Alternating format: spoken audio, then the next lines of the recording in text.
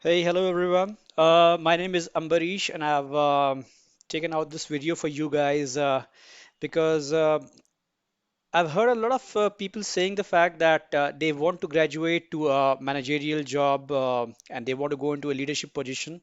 But I've seen people who have been into the industry and working for 15 years, and even if they want to move into the management role or leadership role, but that's not happening, or there's some kind of blocker that happens for them. So I'm just trying to talk or share some insights onto it as to how I graduated and how I was in the same boat and how what are the strategies I kind of inculcated and which actually helped me. So there are two facts over here, guys. One is that you really want to move to a management or technical or a leadership role. Basically, a lot of people do want it, and the other fact is basically you don't want to go into a management role. You are comfortable in technical role. So this video is for the former part, for the people who actually want to move to a leadership or management role, but are struggling to get into it. Right. So before starting this video, or before starting this detailed discussion on how and what are the strategies that we need to inculcate, let me try and give a short introduction of myself so that it can make sense to you as to why I am sharing my insight and what knowledge I have on it. So, as I said, my name is Ambarish, and I have an experience of around 14 years working across multiple telecom domains, be it Nokia, Huawei, Ericsson, or Vodafone. I've worked across all the major biggies in the telecom world, and now I've moved to IT industry. But then, over the period of 13 or 12 years, I've worked across whole of the major telecom vendors or telecom big companies that we have. So I started my career in 2008 as a GAT in Nokia, in Vodafone, and then after 1 year I was promoted to network executive. I then joined around 2.5 years later to Nokia when I joined as a fault management engineer. Then I graduated to a configuration management engineer, then a senior engineer, then an I Spock, and then I team lead. And after having worked for around 3.5, which is totally 5.5 years from 2008. I joined Ericsson in 2013 as a team lead. And from there the journey happens as that I was a team lead, then I was promoted to a people manager, then a service delivery manager, then a senior manager, and then I was the head of operate. So if you look at my journey, I was a team leader at around 4.5 years of experience, which is pretty normal. People do get that position for 4.5 or 5 years of a period. But then after 4.5 years of period, I became a people manager in 6.5 years of experience, which in Ericsson is, as per the standards of Ericsson, is less because generally you have 7.5 to 8 years of experience, people who become the people manager. So I was at 6.5 years experience handling a team of 52 people. 52 people were reporting to me, and many of the people were actually more experienced than me, probably 10 years or 12 years of experience that were reporting to me. So and then after 8.5 years, I was promoted as a senior manager for a service delivery operation. So this again is beyond the normal capacities or beyond the normal benchmark that's being set up by the big industry players. 8.5 years is quite less, as I understand, basis my research on that field. So therein my responsibilities were more so of a contract management, customer engagement, the contract definitions, and all those kind of things. So it's basically a more senior role that I was into at 8.5 years of experience. Having worked for around 1 year or something, I was promoted to head of operate, which means that around 360, no, it was around 420 or 30 people who were actually were there in the contract. Many of the people were having experience of 17 years or 20 years. And yeah, here I was at 10 years of experience or 9.5 to 10 years of experience handling the entire operations of 430 people as a head of operate. And this was the same project, by the way, guys, that I joined as a team leader. And now I was a head of operate in around 4.5 to 5 years of period. So yeah, that's how the journey happened, and that's how the career progression has happened for me, and that's why it is imperative for me to kind of share this as to what are the things that I utilized, or what I kind of strategies that I inculcated that actually helped me grow in that speed, even though it's not a benchmark or it's not something that is extravagant. But then, yeah, I think it is really helpful, and it is as per the benchmark that is specified by the industry. That's quite a rapid growth. So yeah, so I would like to share some insight or some of the kind of strategies that I developed. So yeah, brace yourself for those five strategies that I'm going to share with you. Right. Okay, guys. So I'll start with the first strategy. The first strategy that I would say is one of the most important aspect is the visibility. So when I say visibility in your role, you should be absolutely visible. Um, that means that be whatever role that you are doing. Say, for example, if I'm doing a role of an engineer or an executive doing a work in a team of 50 people or 30 people or 20 people whatsoever, then at the time or the kind of a work that I am doing, I should be in a position that manager should think or my superior should think that this person does not require any supervision or any assistance. He is going to manage every aspect of his work all by himself, be it engagement, be it managing the team, or be it working alongside various peoples or getting the work done, or technical aspects. You need to show that trust to your superiors that you actually own the work, right? You don't need any supervision, and you belong to this, and you kind of take the ownership.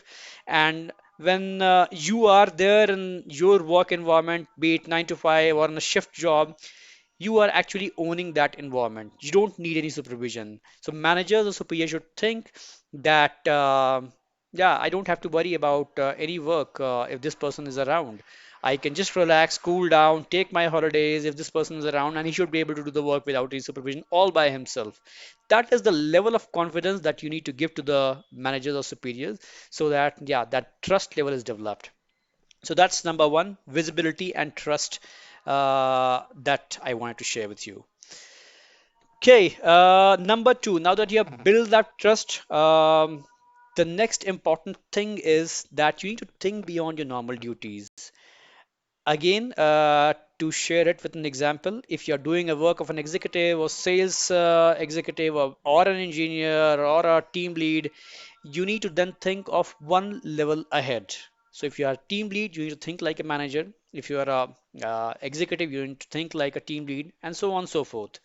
So the reason why I say this is because you need to put a kind of a seed in your superiors or managers' mind, uh, that that you actually are up for the next level. So they should have that mental frame of picture in their mind that you belong to a next role, you belong to a next level, because you're already thinking in that level, you already started to think on that level, or and kind of come up with ideas, share your thoughts around it, and yeah, that level of thinking that should be there in their mind, that suppose if I put this person in this position, how will he handle it? He has a very good, he has a great ideas, or he has a number of other kind of yeah, he's coming up with a lot of thoughts process around it. So he's actually kind of gearing up for that position.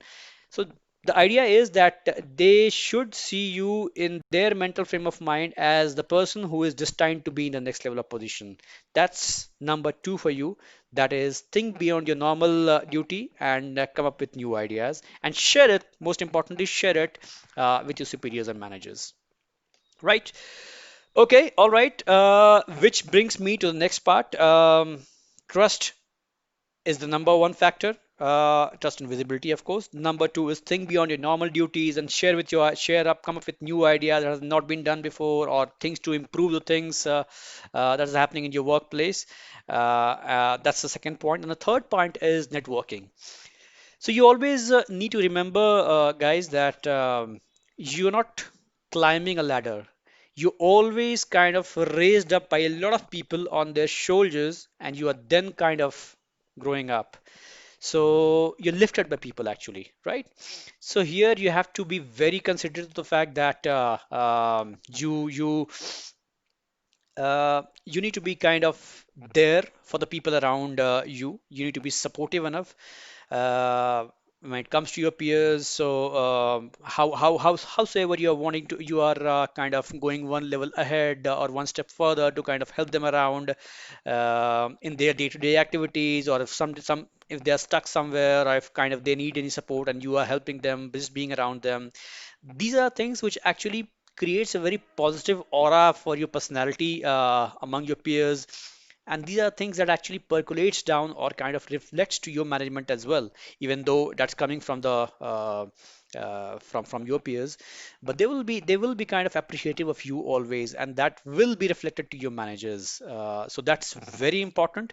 And one of the important aspect is that if you're working for, or if you're helping a people or your peers along, make them take the credit for the work. Even though if you have supporters on them, make them take the credit for the work. You should sound, or you should come across as a person who is there for helping the people.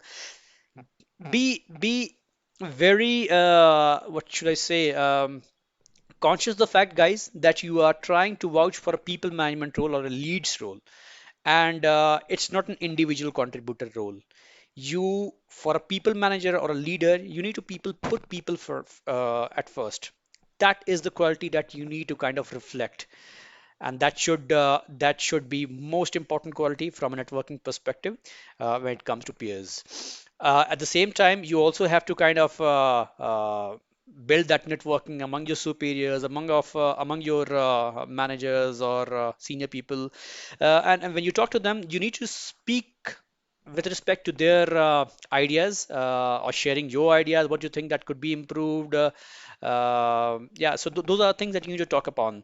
You need to also ask their experience, because people like to talk about their experience. People like to share their experience. People like to talk. And sh I mean, yeah.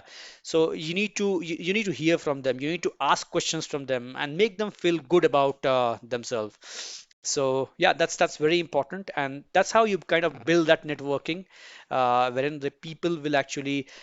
Guys, also remember one fact that I've read a book called Magic of Thinking Big, and yeah, and number of other surveys. It's also being portrayed that if you have to select, if you have 10 candidates to select, most probably you'll select the guy who you have a strong liking for. That's a human tendency, and that's a human nature, guys, right? And that's something that philosophist is also kind of vouching up for that. So you need to be likable to people around you. So that's number three for you: networking and likability. Right. Number four is you need to be really good with data, guys. When I say data, you need to be someone who actually speaks in terms of data, not vague topics or not just kind of an imaginary topics. Of course, imagination is very important, but when it comes to imagination as well, you need to build that picture or build a story around a data. So people always in a data-driven world that we are living where we are living across, you people are always appreciative of someone who is a data-driven person, who talks about data, who thinks about data, and who talks about numbers. So try to inculcate that in your personality, behavior, in your presentation, or in your email, for example. Suppose, for example, if you're not very good in terms of your communication skills, so your email should reflect very strong analysis, and that should kind of percolate down to your audiences. So data-driven mindset, data-driven presentation is very important, and that is something that you should be very strong in. If you're strong in data, you don't have to kind of explain to people much, and you kind of build a brand for yourself, because yeah, you're coming up with data, so that's very important, and people will be appreciative, and will at certain point of time you'll see that yeah, people will just take you for a face value, because you have a strong credentials and a strong backup or brand value associated with this with yourself, that you are a person who always speaks about data and you always back with data. So that's number four for you. Okay, which brings me to the last point that I would like to share, which is taking any role that's given to you, taking any challenges that is given to you. Guys, you need to be very conscious about this fact. You cannot be in a denial mode, or you cannot be in a very resistive mode. You need to take up the challenge that is being thrown to you, even though how tough the challenge may be. You'll always come up strong of that challenge. Even though if you'll fail, you'll come up very strong, and you will be rewarded in the long run.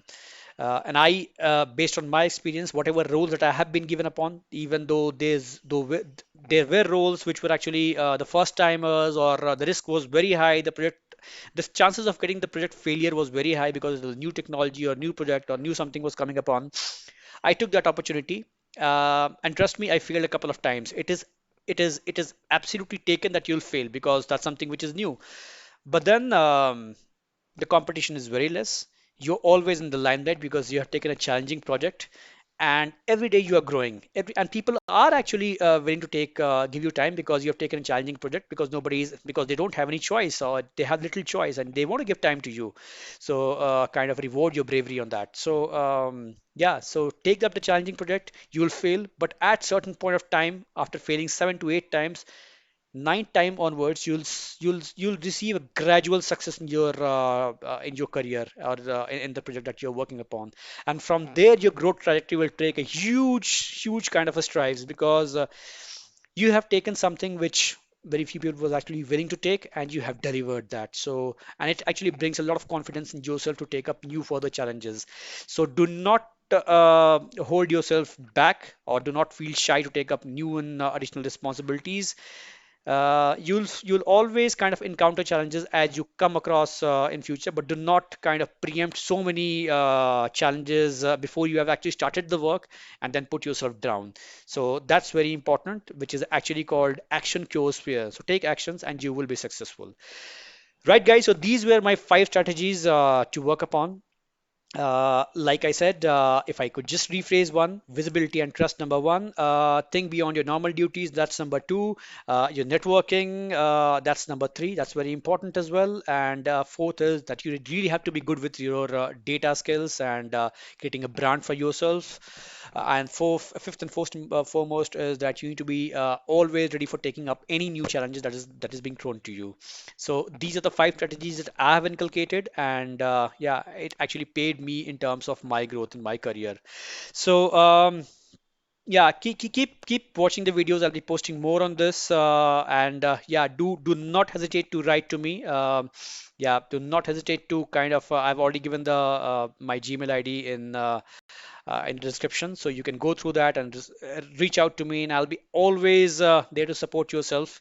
And yeah, do share do share your experience as to kind of how this is helping you or not helping you.